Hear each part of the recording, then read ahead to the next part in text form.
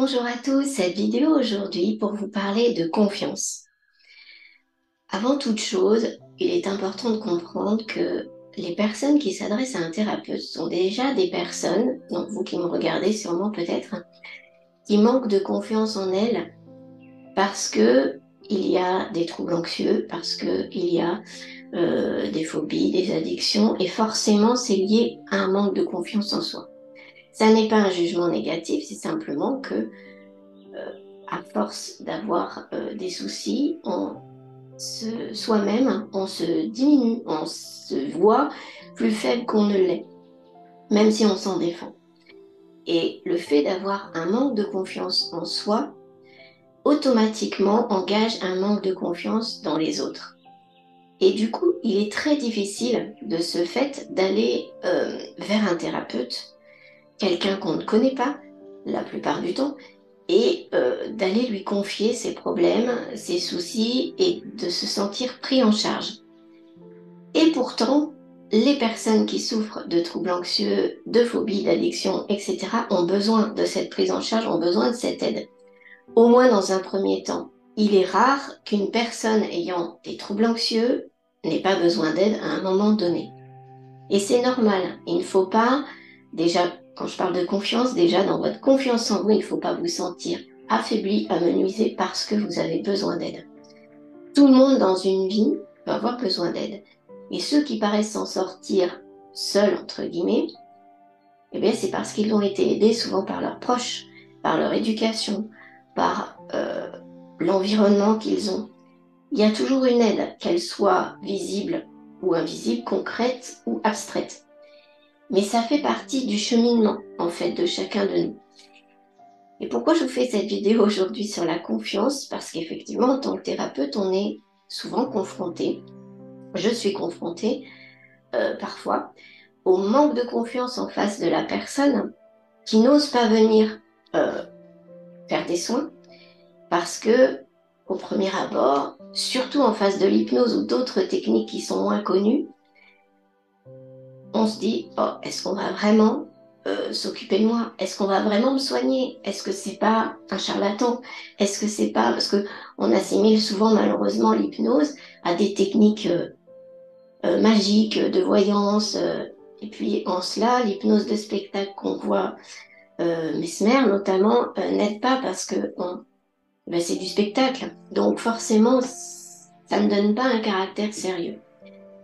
Donc je vais vous donner des conseils aujourd'hui. Alors évidemment c'est aussi pour mon activité. Mais j'ai moi aussi été dans cette phase, il y a bien longtemps, quand j'avais une vingtaine d'années, de recherche d'aide. Et comment faire confiance? Donc la première chose que j'ai envie de vous dire, c'est votre ressenti. Si vous êtes en face de la personne et que ça ne vous... Tout de suite, le premier ressenti, ça ne matche pas, il faut passer à autre chose.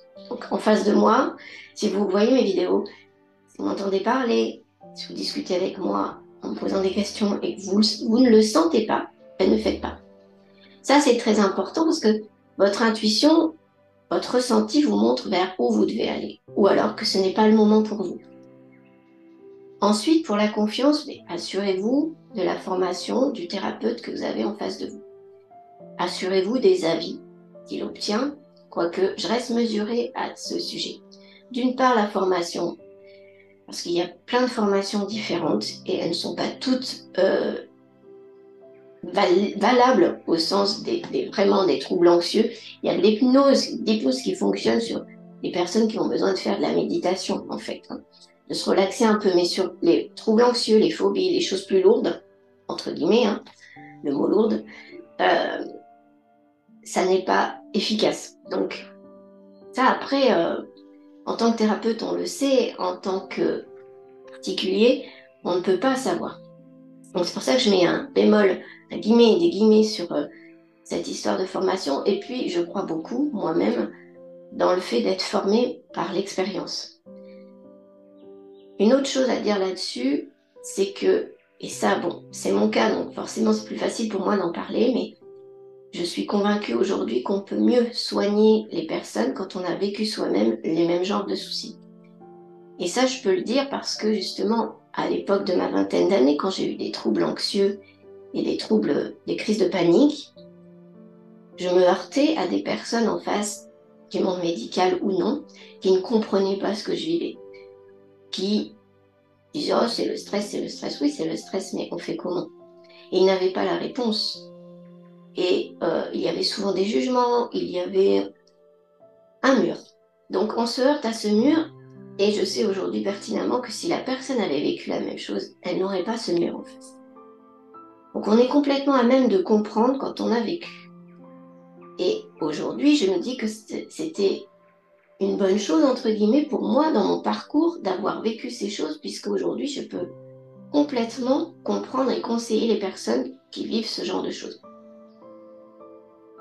Alors, je n'ai pas vécu tous les schémas que je peux soigner, mais on va dire le plus important dans le trouble anxieux, parce que tout découle de troubles anxieux, en fait, même une addiction. Et les phobies aussi, évidemment, voilà.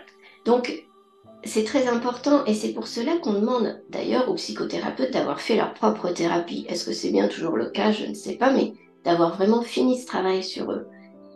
Parce qu'on ne peut pas soigner en n'étant pas guéri. Déjà, ça aussi, si vous avez en face de vous un thérapeute qui vous paraît avoir des comportements un peu particuliers, attention. S'il y a du stress, si le thérapeute fume, pour moi, il y a déjà un souci. Après, voilà, c'est vraiment au ressenti, je pense, le plus important. Et puis, cette notion d'être capable d'écouter les personnes qui ont vécu, qui vivent ces troubles. Et quoi de mieux quand on l'a vécu soi-même? Pour moi, c'est vraiment une base déjà.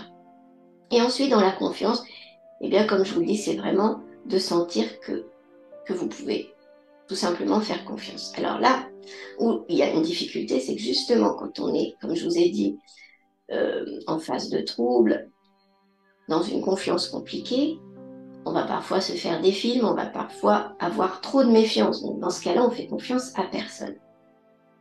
Donc essayez de ressentir l'instinct de base. Celui-là, il ne trompe jamais. Et puis, renseignez-vous. Renseignez-vous sur la technique. Alors si vous voulez en savoir plus sur l'hypnose cognitivo-comportementale, qui est peu connue en France, il y a mon site, évidemment, et sur mon site, vous trouverez l'adresse de l'école d'hypnose d'où je tire ma formation, et où il y a encore plus d'informations sur ce type d'hypnose, qui a été en Europe, installée d'abord en Espagne. Mais c'est une hypnose qui est connue aussi aux États-Unis et qui est très récente, une vingtaine d'années, pas plus. Je veux dire, au sens d'être installée, d'être utilisée vraiment en technique. Tout comme vous devez peut-être le savoir, les TCC, utilisés par certains psychothérapeutes, sont récentes aussi, datent des années 90, 2000. Donc, forcément, c'est basé sur les dernières recherches. Donc, renseignez-vous à chaque fois sur la technique utilisée. N'allez pas vers un thérapeute comme ça sans demander où, comment. Voilà, déjà, si vous voulez être rassuré. Et puis, au feeling, effectivement, avec la personne. Et si vous avez encore des peurs, posez des questions. Il faut oser dire les choses. Il faut oser aussi dire, par exemple en hypnose, dans la séance que vous m'avez faite, je ne me suis pas sentie sous hypnose ou ça ne m'a rien fait. Je vois des gens qui continuent des thérapies et qui vous disent, ça ne me fait pas grand-chose. Mais pour autant, est-ce qu'ils l'ont dit au thérapeute en face? Parfois, vous n'osez pas, parce que c'est quand même quelqu'un d'étranger, vous n'osez pas dire. Il faut oser, c'est très important, et ne serait-ce que pour que le thérapeute en face se rende compte de l'efficacité de ce qu'il fait. Moi, j'insiste beaucoup là-dessus dans les mails que j'envoie. Il se trouve que, pour le moment, dans toute ma clientèle, personne n'a souhaité m'avoir au téléphone. Mais on peut aussi m'avoir au téléphone si on veut que je mène l'analyse, l'anamnèse, cela s'appelle, par téléphone. Mais sinon, les personnes m'envoient tout un questionnaire rempli par mail. Et ensuite, moi, je pose des questions en fonction de l'analyse que j'en fais. Et à chaque fois, j'insiste bien sur le fait de, si jamais, pendant la séance que je vais vous faire, vous ne vous sentez pas complètement partie dans la séance, il faut me le dire pour que je la modifie gratuitement derrière. Alors, je ne sais pas comment font les thérapeutes en cabinet. Pour l'avoir vécu, si vous n'êtes pas sous hypnose, vous partez du cabinet, il va falloir revenir faire une seconde séance si vous voulez vraiment l'être. et le dire, expliquer, sinon la personne, elle va faire la même chose, le même déroulé. Si toutefois, elle peut changer son déroulé, il y a des techniques où ça n'est pas forcément le cas. Et puis, vraiment, moi, j'attache beaucoup d'importance à ce retour derrière et au bilan. Comment est-ce que vous vous sentez? Qu'est-ce qui a changé? Qu'est-ce qui n'a pas changé? Qu'est-ce que vous souhaitez? C'est très important, c'est vous qu'on vient soigner. Ça n'est pas appliquer une technique et hop, je m'en vais. C'est pas ça. C'est pas le rôle d'un thérapeute pour moi. Alors quand on va dans un cabinet de psychothérapeute, on s'assoit, on parle, on paye et on s'en va. Il y a tout un travail qui se fait de compréhension. Pour moi, au-delà de ça, il manque une dimension de changement derrière. Parce que comprendre les choses ne veut pas dire que c'est acté en soi. Et c'est en ça que j'ai trouvé la technique d'hypnose le plus efficace. Mais pour autant, chacun d'entre vous est à un certain moment de son parcours, un certain moment de sa vie, et peut avoir besoin juste de discuter ou besoin d'une autre technique. Donc je ne suis pas fermée à tout cela, loin de là. Simplement, je vous conseille d'oser dire, d'oser vous renseigner, d'oser faire confiance et de ressentir si c'est bon pour vous ou pas. Et si ça ne l'est pas, c'est comme pour les médicaments, on stoppe et on fait autre chose. Ne restez pas enfermé dans quelque chose qui ne vous convient pas.